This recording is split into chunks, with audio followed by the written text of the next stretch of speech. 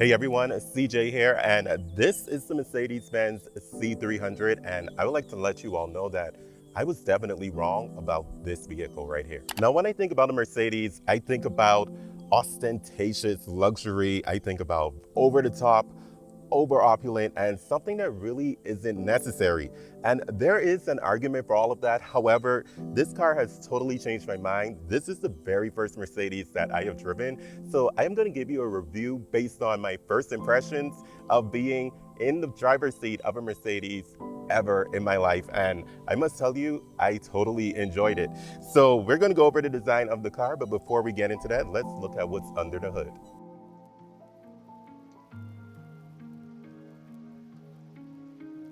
Now, underneath the hood of the Mercedes-Benz C300, we have a 2-liter inline-4 turbocharged engine that is mated to a 9-speed automatic transmission, and it is putting out 255 horsepower and 295 pound-feet of torque. It also has a mild hybrid system. So let me tell you, this engine definitely gets up and goes, and we are going to go over the driving impressions in a little bit after we go over the design of the vehicle exterior and interior. But I will say I was initially not impressed with those numbers, especially when you look at the numbers of a Kia Stinger or a Genesis G70. This does seem to be a little bit underpowered, but when I'm out on the roadway, I didn't feel like I needed more power.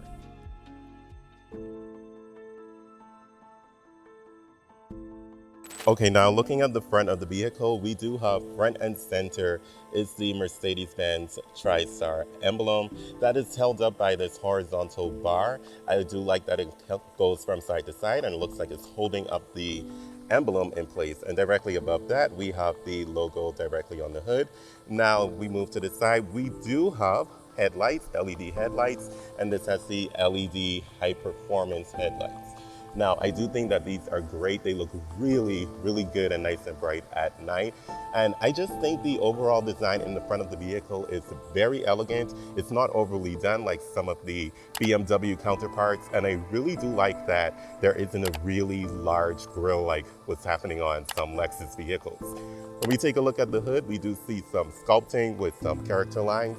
There are like 4 different character lines that run all the way down the hood and meets to basically the windshield or the A-pillars in the front. And then we have one character line here, which is like a bulge in the hood, and then a very subtle character line running down the middle. And then what's happening on the right side is also mirrored on the left side. I honestly think this is a very, very elegant car. We do have a little bit of a chrome strip down below, and that is very nice, very tasteful, not overly done. You can see we have some fake venting on the vehicle and then some real venting at the bottom as well.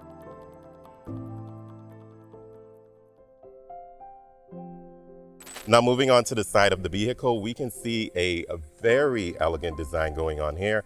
We have just some tastefully done chrome accenting around the window. Some people don't like that and they would like to go for a blackout package. We do have an LED turn signal on the mirrors, and we also have some chrome on the door handle. So it is a very nice design. I think it is done very elegantly. It's a pretty smooth side. We don't have a whole bunch of sculpting or over design going on with the side of the vehicle, but it does have a really good, elegant look to it nevertheless.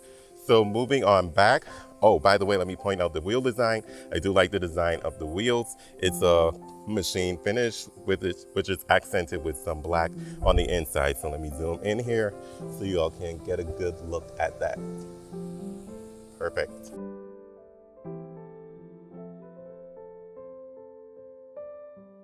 All right, so for the back of the vehicle, one thing you will notice is that there isn't any sequential turn signals. Now in the front, it isn't sequential also. However, I think it still works. It has somewhat of like a 3D design. When you look into the light, it looks like it goes back in further. And these are actually amber turn signal LEDs flashing. And then we have the accent in red and the red tail lamp. Very nicely done. And then we do have the reverse light here. And again, we have a chrome strip at the bottom, 2 fake exhausts. Actually, the exhausts are underneath the vehicle but they do try to mimic it. And I think the automakers started doing that to try to actually protect the paint color, because as vehicles get older, they do tend to get some of that grime stuck onto the vehicle, which if you're not cleaning it very often, then it's not going to look very good. Now moving on over to the left side of the vehicle, which is the driver's side, it's more of the same. Of course, very nicely done, smooth and elegant. So that is enough about the exterior of the vehicle. Let's go ahead and let's take a look at the inside of the Mercedes-Benz.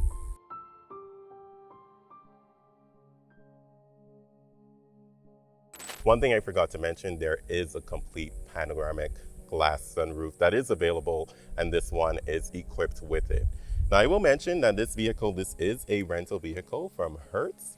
They are not sponsoring this video, but it was a way for me to get access to this and begin to try to, I would say, review vehicles and see if this is something that I would like to do. So if you are enjoying this review at the moment, don't forget to hit the subscribe button and feel free to like the video, comment down below. I do like to engage with an audience. I do have another YouTube channel, but I want to see if I can get this one up and off the ground. So stepping in, first of all, looking at the door panel here, I will point out that this leather can be a different color. What we have here is just a standard black interior. So this material here on the door panel is leather, and then up above where you see this crease, this is injected molded plastic that's somewhat soft touch. And at the bottom we have some hard plastic, which doesn't matter so much to me. Then we have some brushed aluminum, and I do see that it's turning a little bit, so I'm not sure what Hertz is using to keep this clean, but you may want to be careful with that. That would kind of annoy me on a vehicle that starts at almost $50,000. I think it's $46,950, if I am not mistaken, the last time I checked on the Mercedes-Benz website. Now, all of these controls, they feel very good. It has a satisfying click. You won't hear it because my microphone is on me, and the door handle, this feels a little bit plasticky, but that's okay. I do like the accent around this panel here with the seat controls on the door, which is typical Mercedes function. Now I do have heated and cooled seats, and they are memory seats for the driver's side and passenger side as well. I'll show you that on the passenger side.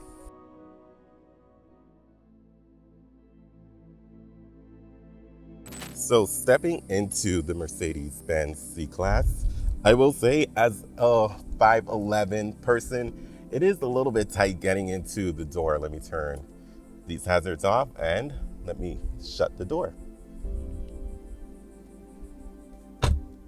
The door does sound really solid and reassuring. So looking at the interior of the C-Class, it is very, very nice in here. I do like that it comes standard with I believe that's a 12.3-inch screen, and I believe that this is an 11.9-inch display. And I like the AC vents. We have one here on the left side of the driver and 3 in the center, which is really cool. It kind of gives me a little bit of the Jaguar XJ interior. However, it doesn't look like a copycat. It's just Mercedes interpretation. And I do like all of the accenting we have with the, I would say, brushed aluminum look. It kind of looks plastic, but I'm going to believe that it's not plastic. And I'm not sure if this is real wood. Maybe, maybe not, but this is a really nice feeling texture, and it gives a really nice accent to the entire cabin here. Now, up above, we do have an auto-dimming rear view mirror. And for our side view mirrors, they are auto-dimming as well. Of course, there are stickers on this vehicle. Like I mentioned, it is a rental vehicle, so I cannot remove any of them. We're going to take a look up here. Up top, we do have that panoramic sunroof, and I actually like the controls of this. So if I want to close the shade, I just slide my finger, and then you see the shades just start closing automatically, front and back. If I can get the back for you, which I didn't, oops. And then when I want to open it, just slide my fingers again. See if I can rotate toward the back. And the back opens really fast because it's shorter. And then if you want to actually open the roof, you slide your fingers again, and it'll open automatically. And it opens pretty quickly. It is a very nice roof, and as you know, as you saw outside, it is tinted. So let's go ahead and slide that closed. so we can get the rest of the interior review done for you all. Okay, continuing on with our review here of the interior, this is the infotainment screen. One thing that really shocked me was that the lack of buttons on the inside are knobs. So as you can see right here, these are your climate controls down at the bottom. They are always down at the bottom. However, I think having a knob is something that shouldn't go away, because as you're driving, if you want to adjust the temperature, all I have to do, if there is a knob, reach for it, feel for it, turn it down, and or whichever direction I want to turn it in, and it's fine. With this, I actually have to pay attention and hit the climate controls, but usually it's not much of an issue. You just end up doing it when the vehicle is not moving. Now, this screen is very snappy, very fast, and let me go home here to go to the main screen here. I don't have that many apps on this car from what I can see, simply because I guess this is a rental vehicle. And it does have the mood lighting on the inside, which is very easy to manipulate here. So let me go to the ambient lighting, and it goes to the system, and I can manage those settings. And right in here, you can see everywhere where you can change the lights. So that is really cool. I like it. It's a little gimmicky, I will admit, but it is a very cool function of this vehicle. And then you have some other settings, so you can turn off your daytime running lights if you want to. I wouldn't, because I think they look really cool when you look at it from the outside. Now, other than that, this infotainment system is pretty straightforward. It's not very hard. For comfort, you can, oops, I hit the wrong button here. But for comfort, if I go back to that, where are you? For comfort, you should be able to get some of the seat controls. Sorry, I did open the correct button. So you get your seat controls. It has this seat kinetics thing that I think is a little gimmicky. It does weird stuff. It moves the seat every so often. It's weird. The automatic seat positioning, I put in my height, which is 5'11", and for me personally, I think it brought me a little bit too close to the steering wheel. So I like to sit a little bit further. So it didn't work very well for me, but it may be good for you, and it's really cool to see that it does have that feature. Now, looking at the gauge cluster, I can tell you that this infotainment screen, unfortunately, it does not have the ability for me to put in my GPS or show the GPS on screen, which is very unfortunate. However, it is cool. I can change it. I can go between classic, assistance, sport, and understated. Sport is pretty cool, and it also does change the color of the actual infotainment screen as well. Let me hit home on that so you all can see. And I think I just want to go back to Apple CarPlay, which is here on the top. All right, so that's pretty much all you need to know. There are some controls here on the steering wheel to control the screen, to control the volume, which again, this is something I don't like so much. So when I want to control the volume, I have to slide my finger either on the steering wheel, or it isn't on the screen here, but it's down here, or slide my finger down here. And when I'm driving, I typically accidentally hit the button to turn it all off. So no volume when I'm trying to bring up the volume. It's a little bit difficult for me to control. But anyway, I am not trying to be negative about this. Overall, I think the design of the interior is very well done. I do not have the D or flat bottom steering wheel. That is an option that you can get on your Mercedes-Benz C300.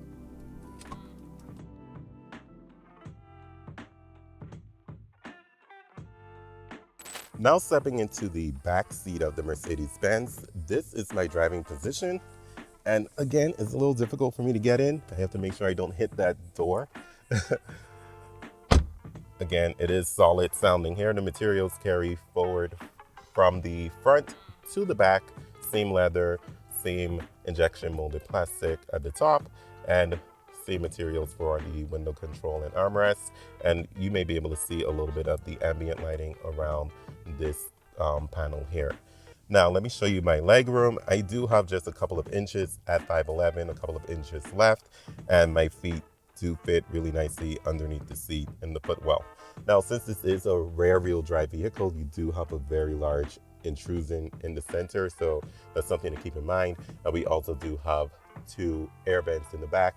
No climate controls, but hey, it's a small car, you'll be okay.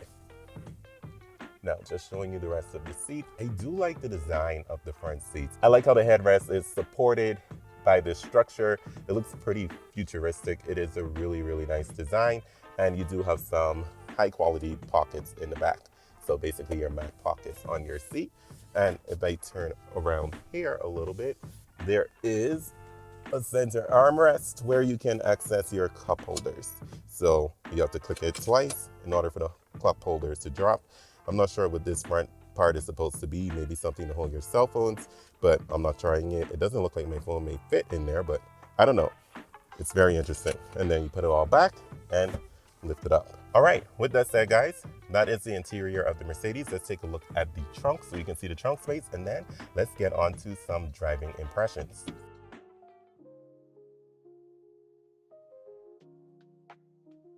All right, so I have to show you all this cool feature with the trunk, and of course I'm not going to open it with my hands. What are we talking about? This is the Mercedes-Benz. We don't open with our hands. We open by kicking our feet.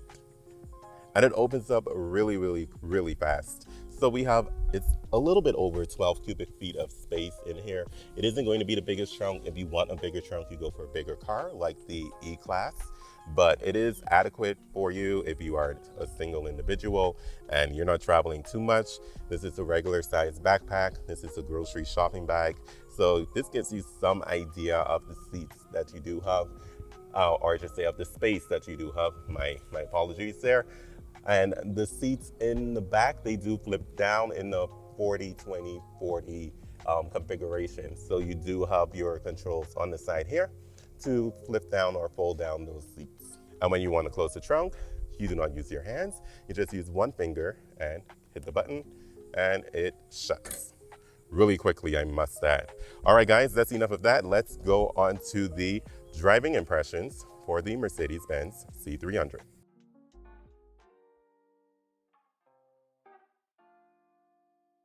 All right, so continuing on, hearing the engine, the noise we're getting or the sound we're getting from the engine, it isn't very inspiring. I do like a more meaty sounding engine, even though I drive a Toyota Camry that is also a 4-cylinder, right? And with the Toyota, you don't really hear the engine too much. My model is a 2015. I know the newer ones, you do hear the engine a bit more. Not the 2025 probably, because that is all hybrid. So we're just going to go out here and I'm probably going to turn you off and meet you all back when I get closer to the highway, so I'm not driving with my phone and my vehicle in the back of my rearview mirror the entire time. Now, one thing I did mention earlier on in the video is that I was wrong about the Mercedes C-Class. And the reason why I was wrong about that is because this car is luxurious. I thought that it would be more of an old person's type of vehicle. That's what I think about when I think about Mercedes. I think about BMW as the more hip, the more sporty, the more young person oriented vehicle. But honestly, this vehicle is so modern. Just look at the interior as I showed you all earlier on. This is something that a young person, a young professional will feel right at home in. You don't feel like you're driving an old person's vehicle. It's really sleek, really modern, and it isn't over the top luxury. I don't think the C-Class has ever been over the top luxury, but I did ride in the previous version of the C-Class. I never drove it, but I rode in it, and I did still feel like I was sitting in the couch a little bit, which was cool. And I do like a floaty ride. And just the design itself, even though it had a screen here, it still felt a little bit more towards the older crowd, in my opinion, which is totally fine. All right, so we have a green light here. We are going to get going, and which is good that I missed the first light, because I would have been stuck behind that tractor trailer. So I can now go just a little bit faster around the curve. This isn't my vehicle, so I definitely don't want to crash it. And even if it was mine, I don't want to crash it. But going around the tight curve here, I feel very confident. I don't even think I would never go this speed, which is about 40 miles per hour in my Toyota Camry. This feels like this vehicle can definitely take more. And getting onto the highway, getting up to speed, no problem at all. I'm already up above the speed limit, but this is a really good vehicle. I must say that power was very, very confident. We are getting quite a bit of road noise in the vehicle. And I'm on newer pavement here, so it should be a bit more quiet, but I can still hear the road noise. It's not terrible, but I can hear it. I don't hear very much wind noise.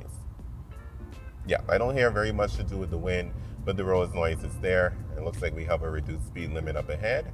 So I'll slow on down, which this is usually a 65-mile-per-hour zone, but it's 60. So just cruising along, and nobody drives 60 in Florida, just so you know, nobody drives the speed limit. And it's going to be going down again to 55 in a few. But we're going to take the next exit. But I feel very, very confident. I feel fine driving this vehicle. Going over these little imperfections, I do feel them. They are coming into the cabin, but it's not jarring by any means. It just feels like I'm more connected to the roadway. Okay, vehicle is yelling at me. I was not going to move over. I was not. I would say the name of this vehicle in here, but I do not have the subscription to basically the Siri. I do not have the subscription to it, so I don't want to say it because then it's going to start talking to me. But now that I'm on a much, much smoother pavement, it feels really good. I have no complaints. I am getting a little bit of a somewhat floating sensation. I can feel it moving like ever so slightly a little bit over. It's still not the final layer of roadway that they're going to put, or asphalt that they're going to put on this, because they're not done yet. But it's pretty good. It's pretty good. So who is this vehicle for? I would say that the Mercedes C-Class is for somebody who definitely is looking to step up their game a bit. They want to show that they've made it. They have the extra cash that they can splurge a little bit on a vehicle, again, spending almost $50,000 or a bit over $50,000. And depending on what trim level you get, spending that much on a vehicle is quite a bit, especially when you have more economical vehicles like the Toyota Camry, which arguably is not going to turn heads like this Mercedes is going to do. This competing against the 3 Series, I do like the look of the 3 Series. It looks a bit more sporty on the outside, and I don't think BMW overdid it with the 3 Series. Their design choices get a little bit more questionable when it comes to the 5 Series. I don't know what happened to the 5 Series. That used to be such an elegant looking vehicle. And then we have the 7 Series that looks like you love it or you hate it. And it's not something that I particularly like. This C-Class definitely looks like an S-Class, a baby version of an S-Class. And I think that's good. I think Mercedes knocked the design of the park with the S-Class, and bringing it down to a C-Class proportion is a very strategic move by Mercedes, and I definitely don't fault them for it. So we are about to exit. It's 2 miles away, so I'm just talking as I'm going along. And I just want to pause for a moment so you all can hear some of the imperfections in the roadway. Just listen to that. And all of that noise is really coming into the cabin. All right, guys, so coming up to yet another curve. Let's see how this feels. Slowing on down. Looks like the first generation Toyota RAV4 ahead of us. I remember when those came out, I actually really, really liked them. And the only thing holding this back for me is the very light steering. Like, the stance of the vehicle feels really good. I don't feel like it's leaning. I feel myself leaning, but I don't feel like the vehicle itself is leaning too much. It's doing a good job of remaining firmly planted on the roadway. Where it is falling short is this light steering, which doesn't make me feel very, very confident when driving it, because it gives me the impression that it'll give up. Like, it won't be able to handle the speed. Okay, everybody, thank you so much for joining me on my very first car review for the channel. Again, this is the Mercedes C300, and this car really aims to be that classy, elegant car for that person who I think is somewhat in the mid-level of their career and is looking for something a little bit more fancier to drive than, let's say, a Lexus or maybe a Genesis. Now, the question that I want to leave you all with is, did Mercedes get it right? I do have my reservations about this vehicle. I don't like the 2-liter engine so much. That 4-cylinder, it does make me kind of feel like I'm driving my regular Toyota Camry. However, the interior of this vehicle, it is extremely well done, extremely well finished, extremely well designed, and it looks very much right now, kind of futuristic, but in with the times. So anyway, guys, thank you so much for joining. I will see you all in the next video. Leave a comment down below. Don't forget to like and to subscribe to the channel.